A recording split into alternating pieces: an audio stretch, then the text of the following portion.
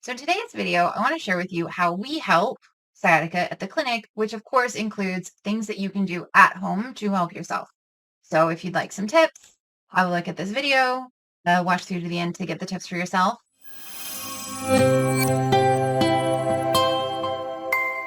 Welcome or welcome. My name is Catherine. I am the founder and principal therapist of LSM Clinic in East London. In this channel, we share information about how the body works and like simple things that you can do for yourself to live as close to pain-free as possible. Now, I really think it's important for people to understand like how their body works and what's going on. So I try to include a lot of background in the video, which I did a little bit more in last week's video than today. But I'll do a little bit of a recap here. Oh, and before I forget, if you know someone with sciatica who could use some tips, please share this video. If you like this kind of content, please like and subscribe. Leave a comment. All of that really helps get this in front of more people. And we really want to help people with this stuff so that they can feel better in their bodies, right? So, sciatica is defined as where the sciatic nerve is being irritated or has been injured. Now, as I said in my last video, it can be a bit ambiguous because if your nerve is injured, then that is a very different treatment approach than if it's just having pressure put on it, right? Now, when we see people at the clinic, if they have sciatica, we are taking a muscle-based approach because we work with soft tissue. There is a chance that it will be structural in the spine or that it will have damage to the nerve. And we'll be watching for those things while we're working with people to try and see if maybe they need to get other investigations. But we will generally take a muscle first approach because assuming they don't have any of the red flags, which I will link a link to what the red flags are for sciatica or nerve pain down the leg in the description box.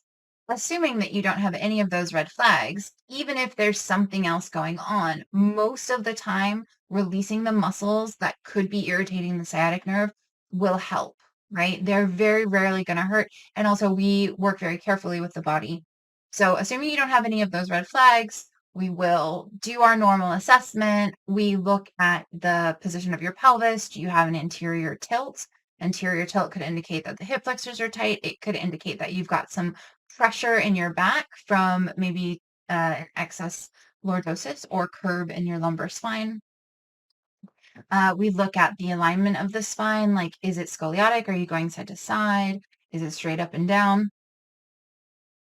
And basically look at like for the height of the hips. So the height of the hips can often tell us if the piriformis is tight on the side where you're having the sciatic pain. We also do movement tests. We'll do the knee lifts and the forward bend. Those are mainly to assess your pain, but it also gives a sense of your balance. Are your glutes working the way they're supposed to, etc.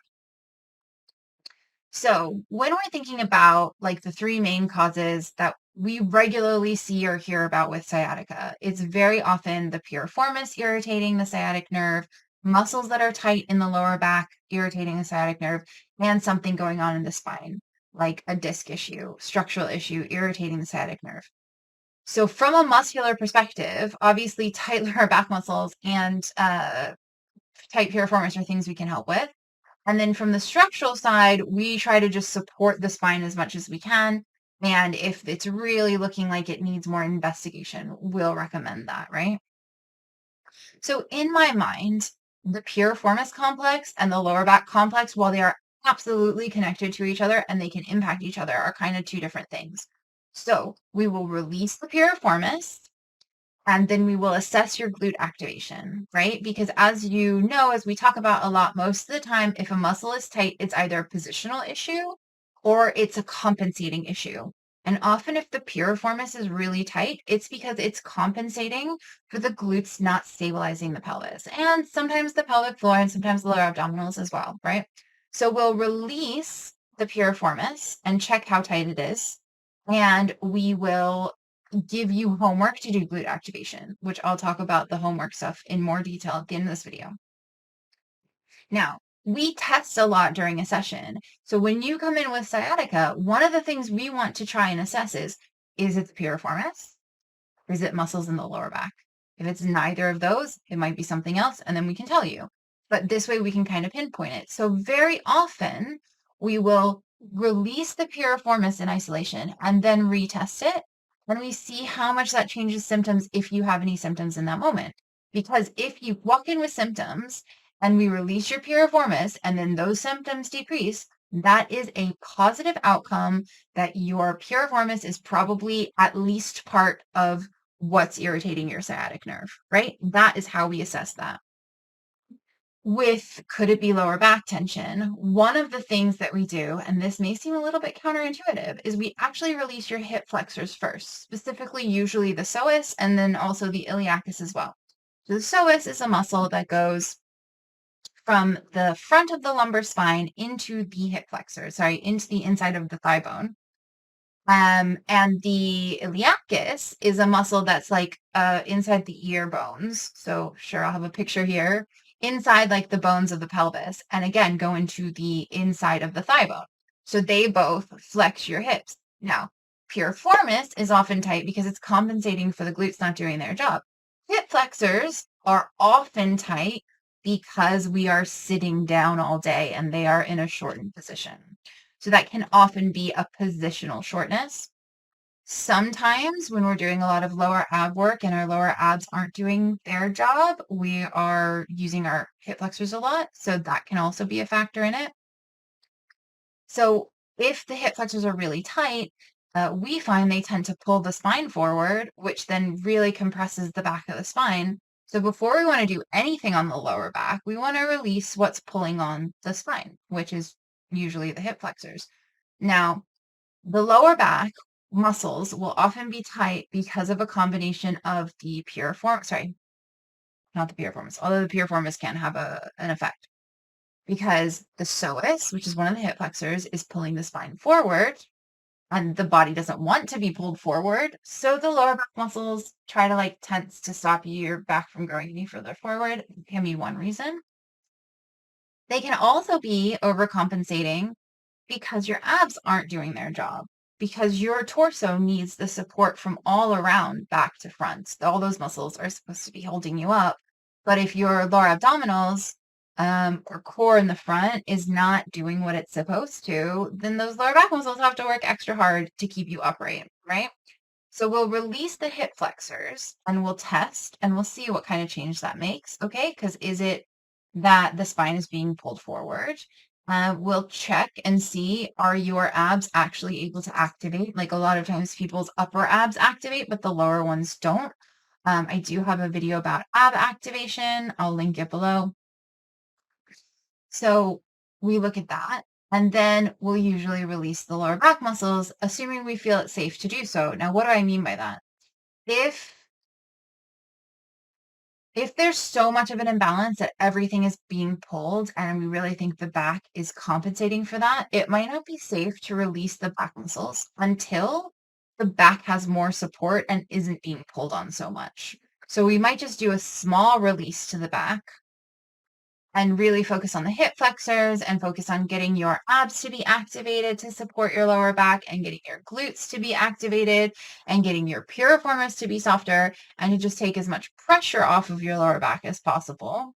I do have some videos about lower back pain. I'll link them below. You know, if I've really gone into detail about all the different things that can irritate the lower back. So if not, I'll put that on my list of videos to do.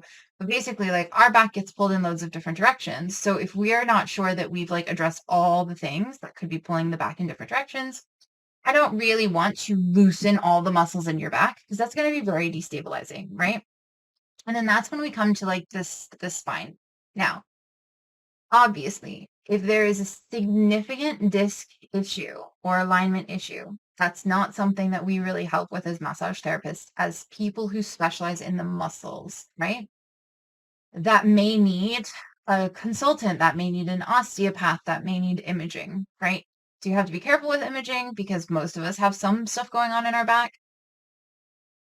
So we don't necessarily go, okay, well, I can assess like whether or not your spine is like aligned. We can look at the alignment of the spine and figure out what muscles might be pulling it out of alignment, what muscles might be type compensating, and talk to you about like stability stuff that you can do to activate the lower abs, activate the pelvic floor, keep yourself in a position so your back isn't having to do all that work. And that can help support the spine in a better position. So that's basically what we would do in a session when we're working with someone who has sciatica or any kind of like lower back irritation that goes down the leg. Okay. Now let's talk about what you can do for yourself. So the home care that we give very much depends on what we find. If we find that you respond better to your piriformis being released, we're going to focus on the glute activation.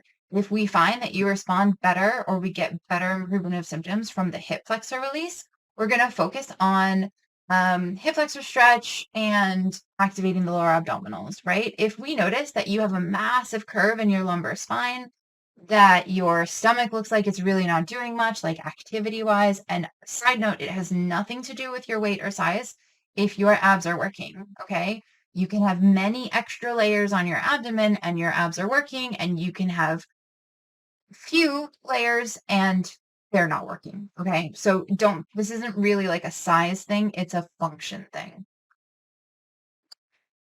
So we look at all of those. So what can you do, right, if you have all of these variables? So first of all, if you have sciatica type pain, if you haven't been to see someone who can just check that it's not anything serious, it's a good idea to check. Again, I'll put the link for the red flags below. So just check to make sure you don't have any of those. But it's a good idea to just go to your doctor when you have nerve stuff and just be like, hey, I'm having like a nerve sensation. Can we just make sure it's not anything serious? If you've been told that you have sciatica, then you want to go, okay, have I had, a sciatic nerve injury, which that's like a whole other kettle of fish we won't get into right now. But assuming that you don't think you've injured your sciatic nerve, like in a boating accident or something, I don't know. The things that are really easy to do is that you can do glute activation. We have a whole playlist about glute activation here, so I'll link it below. It's very easy to start just doing the glute activation in no extra time that we have. You can do very basic abdominal activation, and those two things will start to give you more support in your torso, right? So those are the first two things. Make sure your glutes are supporting you, make sure your lower abs are supporting you. Then you want to be looking at tension. So your piriformis might be tight. I have a muscle of the month on the piriformis, so I'll share that. There's some very gentle ways that you can release it. With the piriformis, you don't want to stretch it too hard because it will actually tighten against what you're doing very easily. So you do need to be careful with that. Um, Again, that's something we can help you with in a session if you want to be shown how to stretch gently on the piriformis. And then hip flexor stretches. I did a video about why your back hurts when you walk for a long time, and it kind of describes the hip flexor stretch that I recommend. So I'll link that below. But yeah, basically, you stretch your hip flexors and you activate your abdominals, which means that your lower back is going to be upright. And I do have tips for lower back pain that I'll include as well, because there's some overlap here, right?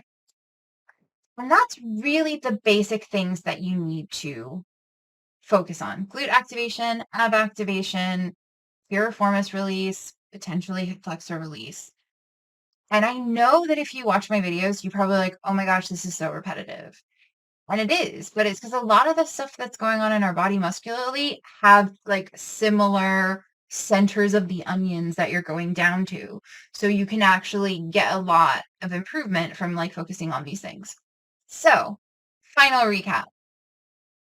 Sciatica can be caused by the piriformis irritating the sciatic nerve, lower back pain irritating the sciatic nerve, and stuff going on in the spine. In a session, we will help by assessing what's going on in the back of the hip, what's going on around the spine, and then giving you the tools that you need to address it based on what we find in our testing. What you can do at home is release the piriformis gently, work on glute activation, and or work on lower abdominal activation and release your hip flexors. If you come see us in a session, we can do the testing and help kind of guide you which direction to focus. But you can also play around with these yourself, maybe do the glute activation and piriformis for a week and see how that feels, and then swap to the ab stuff. Although really you can do, it's all good for you, right? If you have any questions about this, please feel free to leave a comment below and I'll share as much as I can. If you are in East London and you'd like to see us for a session, I'll put our online booking link below so you can come and see us for an appointment. And if you have any other things that you'd like me to talk about in a video, please let me know because I'm always open to ideas. And thank you so much for watching. I really appreciate your time and I'll see you in the next video. Okay, bye.